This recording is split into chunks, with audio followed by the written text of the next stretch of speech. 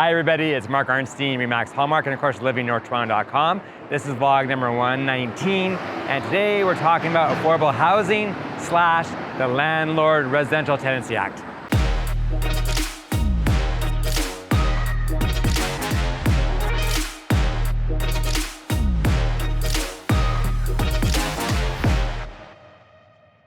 I talk about diversifying yourself and about building generational wealth all the time. Part of building generational wealth is by buying and holding investment properties.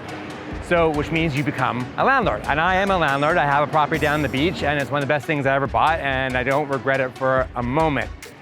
But the problem right now is the government is so busy about quote unquote affordable housing that they're contradicting themselves left, right, and center. And I thought today would be a great day to touch base on that. Let's talk about affordable housing as the first point right here. Now, the government has gotten under a lot of scrutiny over the last little while about opening up the green belt and trying to make it available to create quote unquote affordable housing.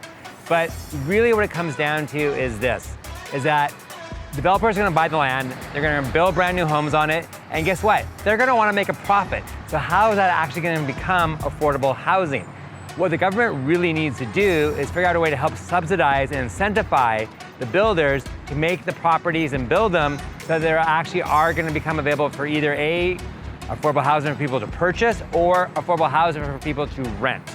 So basically what I'm trying to say is if the government does not step in and try to give the builders developers incentivization to want to build affordable housing, how are we ever going to create affordable housing? And look at this. Right now, basically Vancouver and Toronto have the highest number of immigrants coming into Canada, which is fantastic. It's great. It's good for the economy. It's good for everything in the whole. But what does that do? It puts more stress, more pressure on our housing situation, and there's not enough of it to go around. And because of the fact that the Residential Tenancy Act is so completely one-sided, which I really don't, as being a landlord, I don't think is fair to the landlords. And not saying that we have to be greedy and be obnoxious about it, but let's get it a little bit more balanced so that it incentivizes people on both sides of the fence to want to be able to work together on making affordable housing. So let me explain it to you like this. Someone bought a house 20 years ago. And that tenant has moved in and they're paying rent from back then, and guess what? They decided, hey, I'm great, I'm happy. I'm not gonna move out of this house because guess what? If they were, they wouldn't be able to replace the rent they're currently paying now because it's so low. So what happens is the landlord goes, wait a second, I got increased property taxes coming in now because they're gonna be increasing property taxes in Toronto. I have increased expenses, I have higher mortgage rates. You know what? Forget it. I'm just gonna sell the house. And then the new person coming in is gonna wanna probably kick that tenant out because they're gonna probably wanna move into the house themselves. And now that tenant is gonna have to go find a new place to go and live, and they're the ones who are gonna get the shaft. So what I'm trying to say is that just allowing people to raise their rents by a little around 2% is not a fair way to go. The other thing you look at are condominiums, and if you have a purpose-built condominium that was built in 2018 or more recent, hey, guess what? It's fair game. You can increase your rent as much as every year and at a rate that you feel fit because there's no restrictions on those buildings. But if you have a building that was built from 2017 or older, you're stuck again on the minimum around 2% for inflation rate that you can only increase your rent. Give you an example, if someone's paying $2,000 a month, the 2% is you're looking at increasing the rent by an extra $40 a month, which is basically nothing, right? It's not fair to the landlords.